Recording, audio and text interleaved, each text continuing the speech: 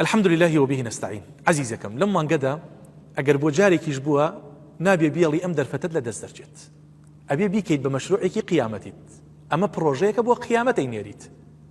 من فطر صائما كان له مثل أجره غير أنه لا ينقص من أجر الصائم شيئا. يعني ئەگەر تۆ خواردن بۆ کەسێکی بە ڕۆژوو ئامادە بکەیت، ئەو کەسە بە ڕۆژوە لەسەر خواردنەکەی تۆ فتار بکاتەوە، سکی خاڵی لەسەر خواردنەکەی تۆ تێر کات،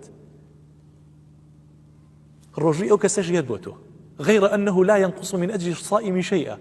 وڕۆژووی ئەو کەسەش کەم نابێتەوە. يعني ئەگەر خۆت بە ڕۆژوو بیت، ڕۆژووی کەسێکی ترش بۆ خۆتە بیت. یان ئەو کەسانی کەوا بە هۆکاری نەخۆشیەوە ناتوانن بە ڕۆژوو بن، وەڵڵاهی دەرفەتێکی زۆر گەورەیە.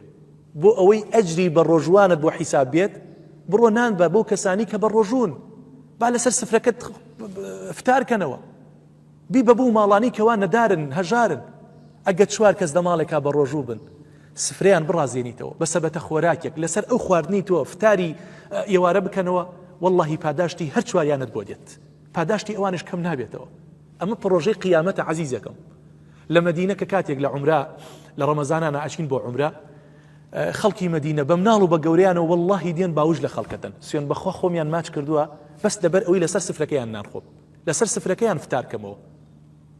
ئەوان ئەزانن چ پاداشتێکی گەورە بەدەسەهێنن. یعنی ئەگەر دە کەس لەسەر سفرەکەی تۆ فتار کاتەوە، پاداشتی هەر دەستکە کەسەکەش بۆ تۆیەت. ئەمە مەشروعێکی قیامەتی عەزیزانم. ئەو کەسانی کەوا هەتانە، ئەو کەسانی کەوا خوای گەورە پێتانی بەخشیوە، ئەو ماڵانە ئاوەدان کەنەوە کە نییانە، ماڵە هەژارەکان چاویان لە دەوڵەمەنەکانە، تۆی دەوڵەمەن ئەتوانی سەتەها سەبەتە خۆراک تەوزیعکەی بەو ماڵانەیە.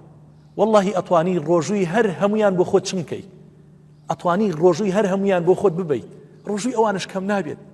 دەرفەتە عەزیزەکەم، پارە دەرفەتە بۆی بتپەڕێنێتەوە بۆ قیامەت، بۆ بەهەشت. پارەیەگە خزمەتی خۆتی پێنەکەی بۆ قیامەت بۆ چیتە؟ ئەگە خزمەتی مسلمانانی پێنەکەی لەم مانگەیە دڵت نەبێ بۆ چیتە عەزیزەکەم؟ وەڵڵاهی دینار نابین لەگەڵ خۆمانە. وەڵڵاهی ئەگە دینارێکیش لە گیرفان تا بێت، ئەو کاتی کە ئەتشۆرن گیرفانت ئەدڕێنن، دینارەکە ئەدەنەوە دەست کەسوکارەکە دەینەنە دەست کۆڕکشەکانت. بۆی عەزیزەکەم ئەم مانگە مانگی سەدەقە و خێر و خێراتە، مانگی پرۆژەی قیامەتیە.